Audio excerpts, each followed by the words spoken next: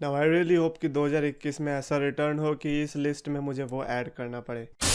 तो gas so my champions of the world, मैं हूँ 3DX Chetan and I think the idea is very good, जिसमें मैं अपने टॉप 5 रिटर्न्स डालूंगा रॉयल रंबल में जो अब तक मैंने देखे हैं अपने WWE देखने के करियर में, जो कि 2005 से शुरू हुआ था। सो ऑब्वियसली शुरुआत ही मैं करूंगा the one and only the rated R superstar Edge से।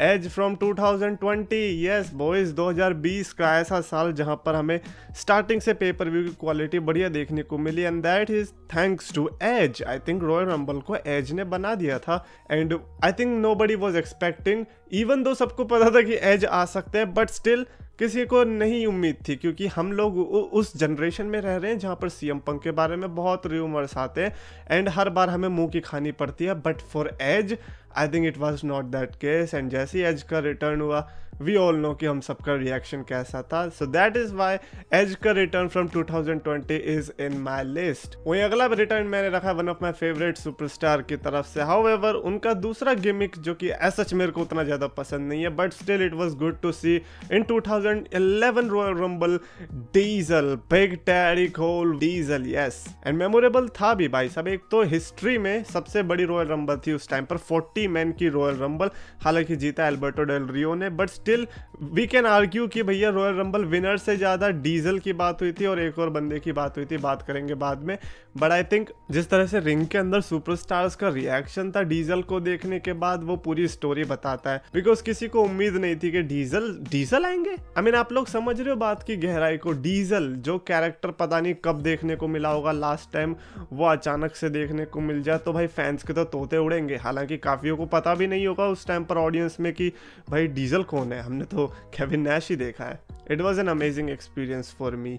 एंड अगला सुपरस्टार भी मैंने उसी रॉयल रंबल से रखा है, जिसको देखकर मैं पागल हो गया था। मतलब जैसे थीम सॉन्ग बजाया बस like oh my what the heck are you kidding me. मतलब वो टाइम याद है जब CM पंक की नेक्सस थी, मेसन रायन भी आए हुए थे, तो वो रिंग को डोमिनेट कर रहे थे and then comes Booker T. Oh yes, काफ़ी लंबा TNA का रन दिया उन्होंने WWE से जाने के बाद एंड काफ़ी सक्सेसफुल रन भी कहूँगा मैं, बिकॉज बुकर टी को देखने में मज़ा आता था, फिर चाहे WWE हो या TNA हो। बट दोबारा से WWE में रिटर्न किया था, it was good to see obviously. But I think CM Punk was the only one जो कि काफ़ी ज़्यादा नाखुश थे। हमने देखा था उनके रिएक्शन से किस तरह से बेचारों की हालत टाइट हो गई, मतलब ऐसा लगा कि पीछे से हवा निकल गई है। एंड नाउ दैट मैंने भी पढ़ा है तो मेरे को पता चला कि एक्चुअली में उस टाइम पर भी रूमर्स आए थे कि बुकर टी आ सकते हैं, बट यू नो उस टाइम पर मेरे को रूमर के R की भी स्पेलिंग नहीं पता थी, तो आई थिंक इसीलिए मेरे लिए बहुत बड़ा रिटर्न था। एनीवेज अगला रिटर्न मैंने रखा है from royal rumble 2008 and I think जब कोई चाइल्डहुड में ये रॉयल रंबल देख रहा था उसकी फेवरेट रॉयल रंबल का मोमेंट यही आया था। हाउएवर उस रॉयल रंबल में बहुत सारे मोमेंट थे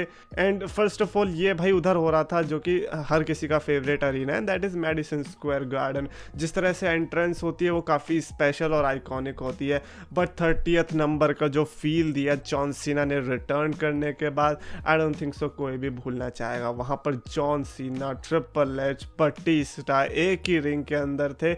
it was just awesome to see man. And obviously वो ट्रिपल एच का रिएक्शन तो पता नहीं कितनी बार ही देख लिया होगा, मतलब टीवी पर वो कितनी बार दिखाया गया है और रॉयल रंबल की इन जनरल जब बात होती है वो कितनी बार दिखाया गया है। इट जस्ट शोज कि जॉन सीना का वो रिटर्न कितना स्पेशल था and specially if you are a John Cena fan, I think आपकी लिस्ट में ये टॉप पर होना चाहिए। इनफैक्ट लिस्ट ही नहीं होनी चाहिए, ये एक सेपरेट इसके ऊपर थीसिस लिखा जाना चाहिए। एनीवेज इसके पहले कि मैं अपना फाइनल यानी कि नंबर 1 रिटर्न बताऊं, उसके पहले मैं एक मेंशन करना चाहूँगा and that should be triple H from 2002। I think 2002 का मैंने लिस्ट में इसीलिए नहीं डाला क्योंकि उस टाइम पर मैं देख नहीं रहा था WWE, बट जब बाद में मेरे को DVDs मिली and I realised oh man it was special and I still remember every 2002 का रॉयल रंबल का एंट्रेंट और ट्रिपल एच जिस तरह से लास्ट में कर्ट एंगल को निकालते हैं। आई थिंक ट्रिपल एच की जो रिटर्न थी वो वन ऑफ द बेस्ट होगी, बट क्योंकि मैं उस टाइम पर नहीं था तो इसीलिए मैं उतनी ज़्यादा वाइब नहीं ले पाया, बट फिर भी मेरे लिए इतनी स्पेशल है कि मैं लिस्ट में मेंशन कर सकता सकता हूँ। And final superstar is the rated R superstar Edge. नहीं, मैं पागल नहीं हुआ हूँ, 2020 की बात नहीं कर रहा, बल्कि 10 साल पहले 2010 में।